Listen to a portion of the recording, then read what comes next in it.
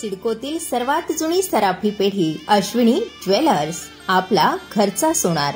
आता सजूया नखशिखांत अलंकारांनी.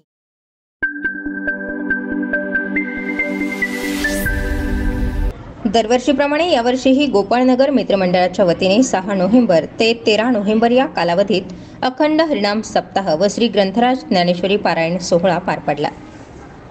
हरिभक्त परायण रामदास महाराज शिंगवेकर यांच्या तेजस्वी वाणीतून श्रीमद भागवत कथेचंही आयोजन करण्यात आलं. 3 ते 5 या वेळेत भाविक भक्तांनी श्रीमद भागवत कथेचाही लाभ घेतला. या सप्ताह काळात 12 नोव्हेंबर रोजी एकादशीचं औचित्य साधत विठ्ठल रुक्माई तसेच भागवत गीतेची भव्य मिरवणूक परिसरातून काढण्यात आली. यावेळी परिसरातील महिला वर्गाने रांगोळ्या काढत या मिरवणुकीचं स्वागत केलं.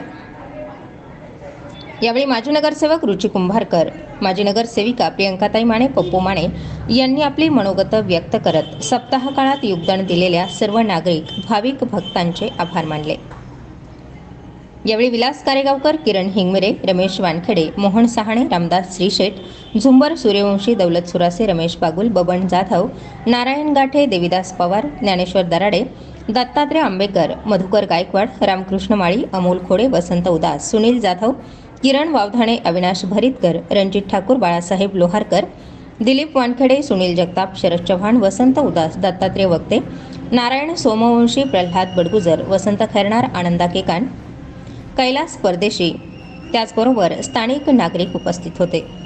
गोपाळनगर अमृतधाम मित्रमंडळाच्या वतीने 6 नोव्हेंबर ते 13 नोव्हेंबर या कालावधीत अखंड हरिनाम सप्ताह व श्री ग्रंथराज ज्ञानेश्वरी पारायण सोहळा भक्तिमय वातावरणात पार पडला.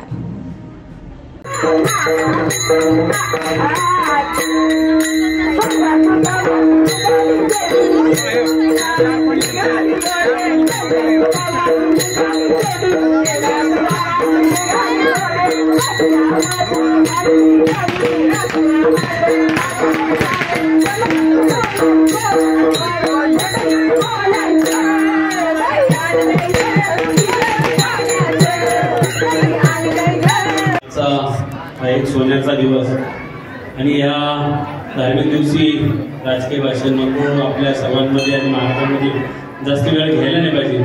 परंतु आता मंडळाच्या वतीने या ठिकाणी 2 शब्द या ठिकाणी बोलण्यासाठी होतो, त्याबद्दल मी त्यांच्या मनापासून आभार. खरं तर म्हणजे गेल्या 17 वर्षापासून या भागामध्ये गोपाळनगर मित्र मंडळाच्या माध्यमातून श्रीकृष्ण मंदिराच्या प्रांगणामध्ये, गोपाळकृष्ण मंदिराच्या प्रांगणामध्ये या ठिकाणी आपल्या सप्त्यासाठी शुभेच्छा देतो. आमच्या माने परिवाराच्या वतीने हा सप्ताह इथं पंगत असतील. महाराज प्रत्येक गल्ली एक पंगत घेते, म्हणजे त्या पंगतीला चढावड लागते. यावर्षी मला पाहिजे, पुढच्या वर्षी मला पाहिजे, म्हणजे असं एकोप्याने आणि चांगल्या पद्धतीने.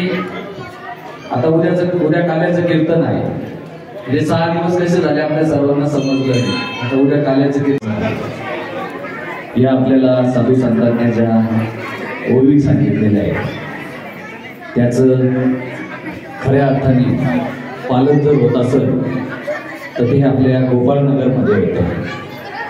गेल्या 7 दिवसापासून आणि वर्ष आपलं आहे.